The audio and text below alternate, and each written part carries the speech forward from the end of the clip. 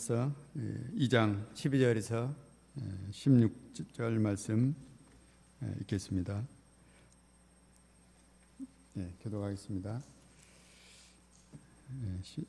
자녀들아, 내가 너에게 쓰는 것은 너희 죄가 그의 이름으로 말미암아 사함을 받았으며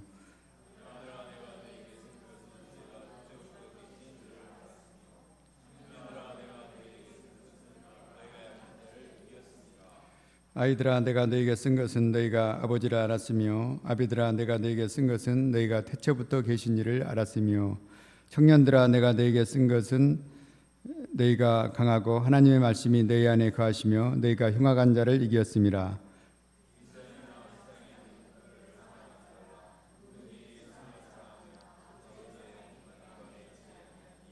이는 세상에 있는 모든 것이 육신의 정욕과 안목의 정욕과 이생의 자랑이니 다 아버지께로부터 온 것이 아니요 세상으로부터 온 것이라.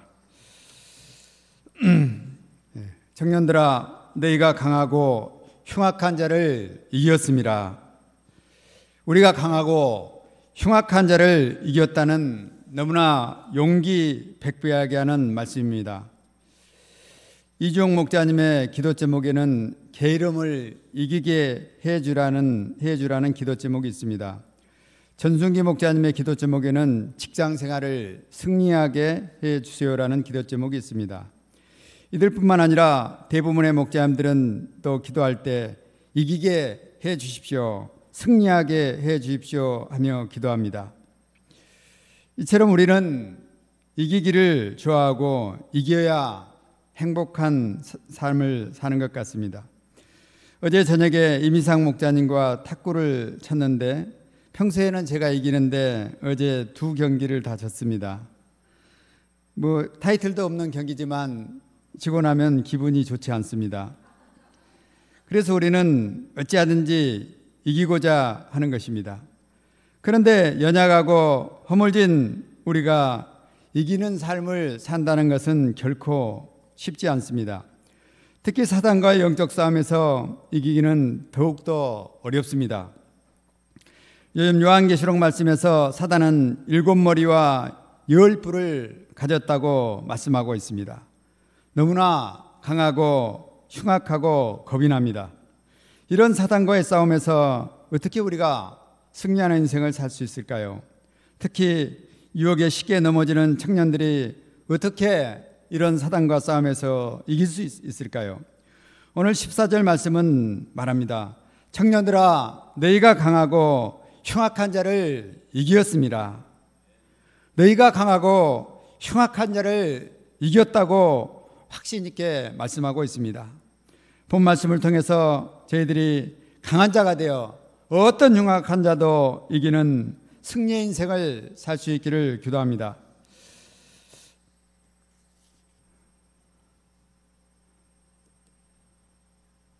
12절 말씀을 같이 보겠습니다.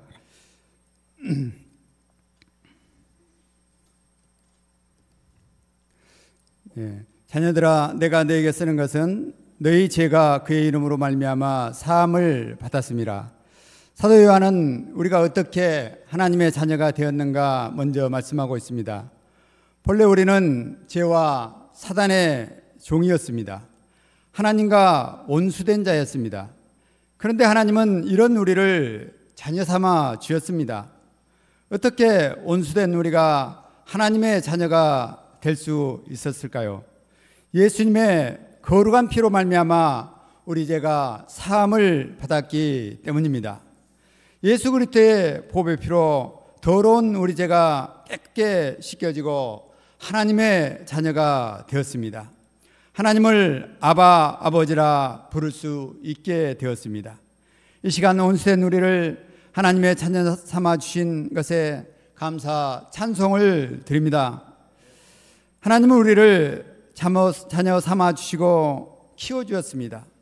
우리를 똥, 오줌 다 받아가며 키워주었습니다. 한 영혼을 키우는 아비가 되게 주었습니다. 13절 상반절을 보십시오. 아비들아, 내가 너에게 쓰는 것은 너희가 태초부터 계신 이를 알았으며, 태초부터 계신 이 곧 예수 그리스도를 알게 되었습니다. 예수 그리스도를 알게 됨으로 아비가 될 수 있었습니다. 여기서 알다는 헬라어로 에고카테로 인격적인 깊은 교제를 의미합니다. 예수 그리스도와 깊은 교제를 하게 된 것입니다. 사귐을 갖게 하셨습니다.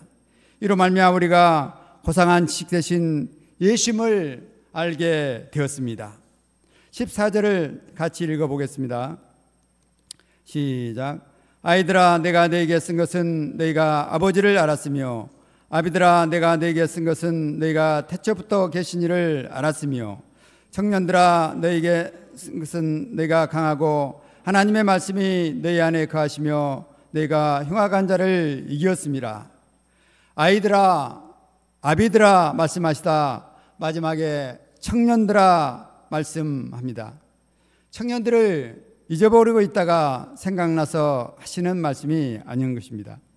중요한 것은 결론에서 제시하듯 청년들에게 특별하게 관심을 갖고 주목하시며 주시는 말씀입니다. 청년들아, 너희가 강하고 하나님의 말씀이 너희 안에 거하시면 너희가 흉악한 자를 이기었음이라. 청년의 때는 어떤 때입니까? 돌을 씹어도 소화시키는 혈기왕성한 시기입니다. 저도 잠을 설치고 힘들 때면 20대 군대 시절이 간혹 생각납니다. 혹한기 2박 3일 200km 행군을 하다가 10분간 휴식을 할 때는 눈 속에서도 코를 골며 잘 때가 있었습니다. 그때 가장 강건한 시기였기 때문입니다. 그런데 이렇게 강건한 청년들이 한번 꺾이면 무너지고 일어나지 못하는 경우가 많이 있습니다.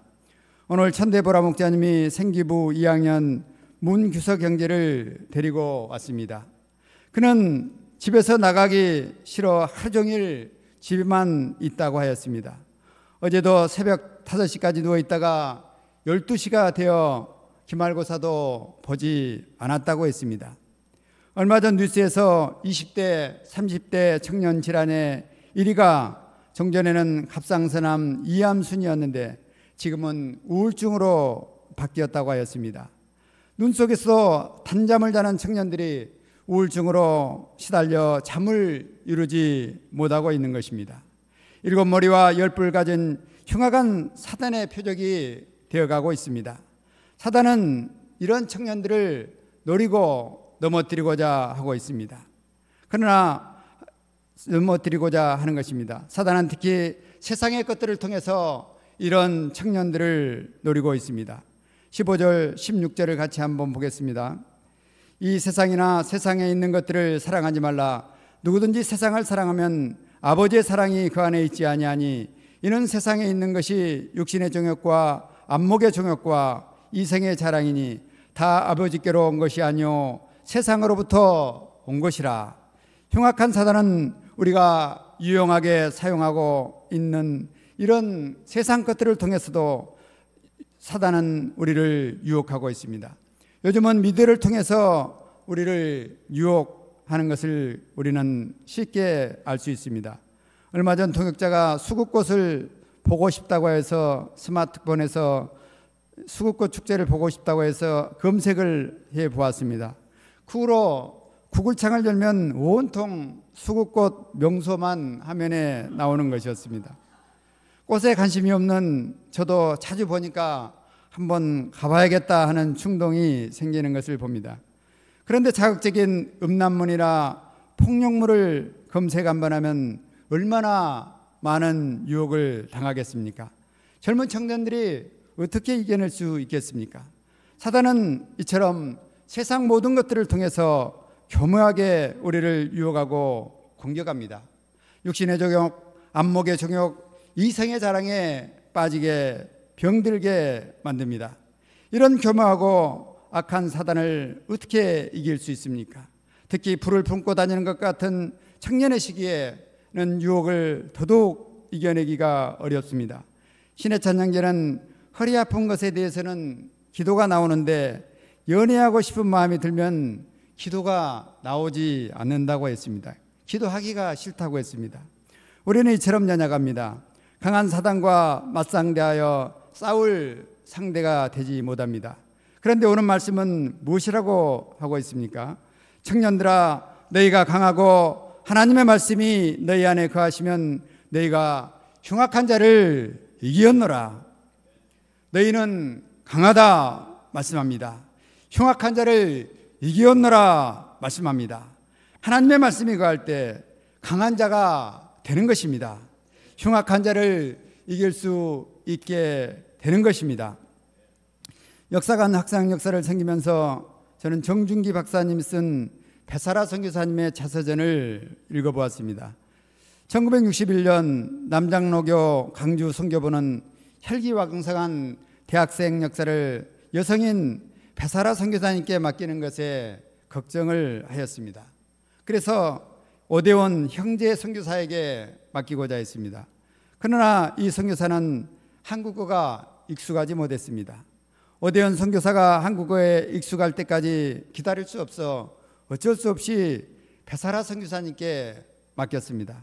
그런데 수많은 혈기왕성한 대학생들이 연약하게 생각했던 우리 베사라 선교사님 앞에 오면은 순한 양처럼 되었습니다. 순한 양처럼 되어 말씀과 영어를 배워갔습니다. 이사무엘 선교사님이 한 번은 말씀 공부 복사비와 같은 그런 경비는 돈 많은 강주 선교부와 베사라 선교사님이 지출해 주도록 요청했습니다. 그러다 베사라 선교사님은 단호하게 노 하며 거절했습니다. 학생들이 스스로 해결하도록 했습니다. 베사라 선교사님의 방향에 순종해서 우리 선배들은 오그라진 문둥이 손을 펴서 주는 자가 되자 하며 성경검을 하며 세계 선교를 시작한 것입니다. 미연으로 혼자 사역하며 연약하게 보였던 베사라 선교사님의 내면에 요한복음 12장 24절 내가 진실로 진실로 너에게 이르노니 한 알의 밀이 땅에 떨어져 죽지 아니하면 한 알 그대로 있고 죽으면 많은 열매를 맺느니라 하는 이 요절 말씀이 거했기 때문에 혈기왕성한 대학생들을 순종시킬 만큼 강한 자가 될 수 있었던 것입니다. 하나님의 말씀이 우리 안에 거하면 강한 자가 됩니다. 미디안 군대를 피해 굴속에서 벌벌 떨며 밀타작하던 겁쟁이 기드온의 내면에 큰 용사여 여호와께서 너와 함께 계시도다 하는 이 하나님의 말씀이 거할 때 강한 자가 되었습니다. 300명의 군대로 13만 5천 명의 미디안 군대를 단번에 무찌르는 용기 있는 자가 되었습니다.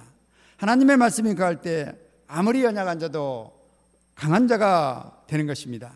시카고 김다니엘 선교사님은 저희 팀에서 존재감이 없고 가장 연약한 사람 중에 한 사람이었습니다.